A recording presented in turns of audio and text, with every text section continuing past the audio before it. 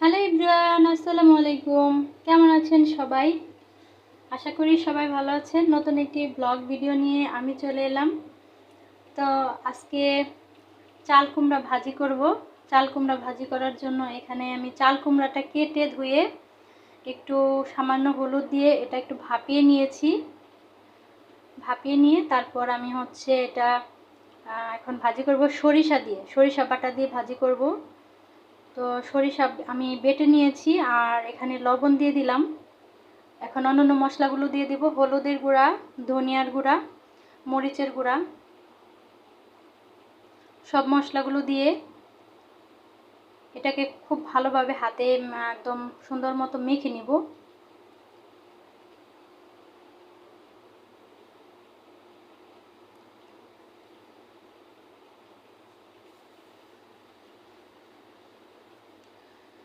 তো কারা কারা এইভাবে চাল কুমড়া ভাজি খান সবাই কমেন্টে জানাবেন।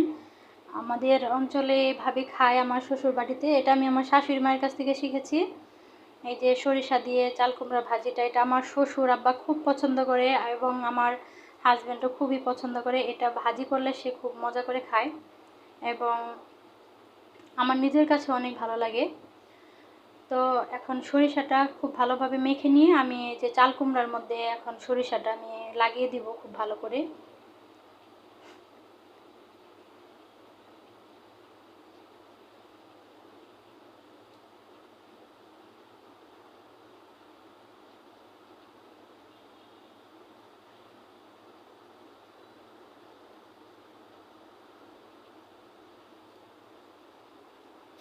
একটু বেশি করে ভিতরের দিকে দিতে হবে যাতে ভাজার পরে একটু সরিষার একটা আলাদা একটা ঝাঁঝ আসে ভেতর থেকে। এই তো আমার সবগুলো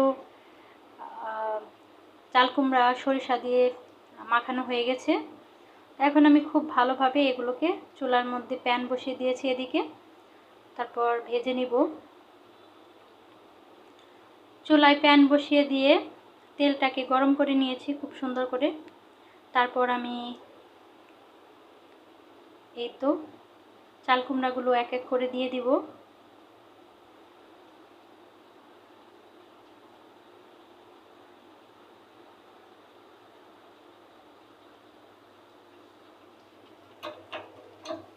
যদি কারো ঠান্ডা লাগে তখন আপনারা এই চাল কুমড়ার এই ভাজিটা করে খেতে পারেন, অনেক ভালো লাগবে।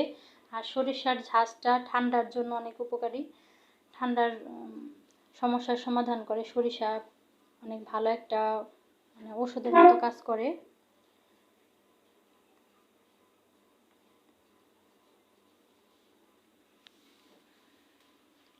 কিন্তু আমি খুব ভালোভাবে এগুলোকে ভেজে নিচ্ছি।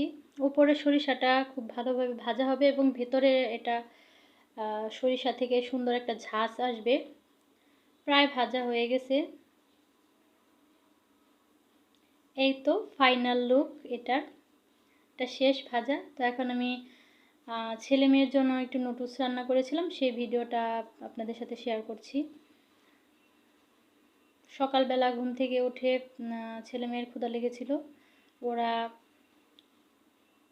কি খাবে, আমি আসলে রোজা আসার পরে একটু সমস্যা হয়ে যায় ওদের খাবারটা আর কি মেনু নির্বাচন করতে। আমি ওদেরকে জিজ্ঞেস করি যে তোমরা কি খাবে, ওরা বলে, তারপর আমি সেভাবে ওদেরকে রান্না বান্না করে দেই। যদি পরোটা খেতে চায় পরোটা করে দেই, যদি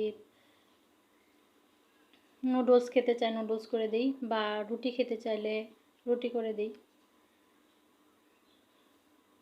আজকে বলেছে নুডলস খাবে, এই জন্য আজকে নুডলস করে দিচ্ছি।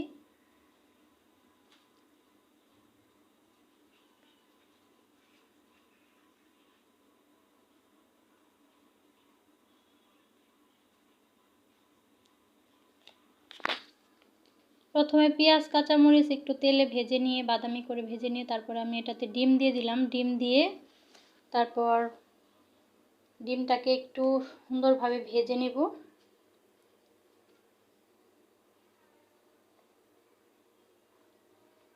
এরপর নুডলসের যে মশলাগুলো আছে সেই মশলাগুলো এই ডিমের মধ্যে আমি অ্যাড করে দেব।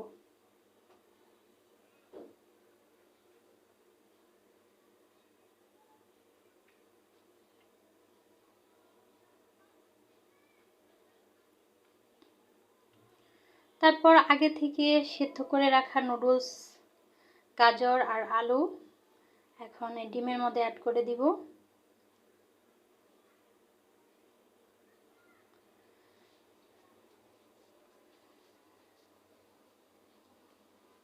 আস্তে আস্তে সুন্দরভাবে নেড়ে চেড়ে আমি নুডলসটাকে রান্না করে নেব।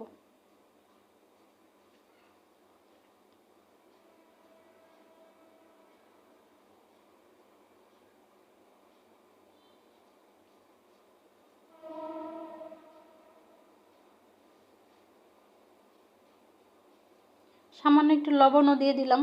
শুধু নুডলসের মশলা আসলে এটার পারফেক্ট টেস্ট আসে না, লবণের একটু ঘাটতি থেকে যায়, যার কারণে আমি সবসময় নুডলস রান্না করার সময় একটু লবণ দিয়ে দেই। তো আপনারা বাকি ভিডিওটা দেখতে থাকেন, আমি আর কথা বলবো না।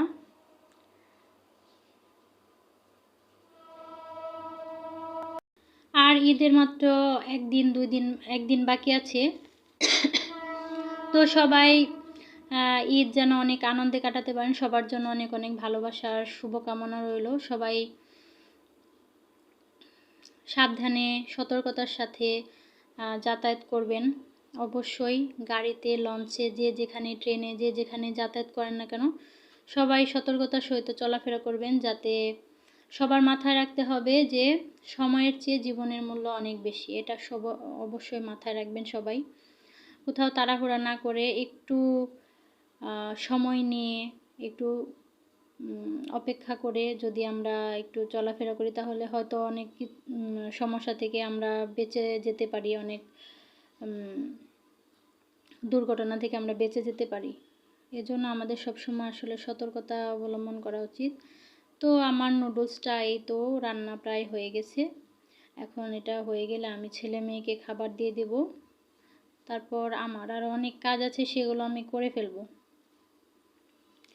তো সবাইকে ঈদের অগ্রিম শুভেচ্ছা জানাচ্ছি। সবার ঈদ যেন অনেক সুন্দর কাটে, ভালোভাবে কাটে, আনন্দের সাথে সবাই যেন পরিবারের সদস্যদের সাথে ঈদের আনন্দ ভাগাভাগি করে নিতে পারে। সবার জন্য অনেক অনেক শুভকামনা। আর সবাইকে ঈদ মোবারক। আসসালামু আলাইকুম।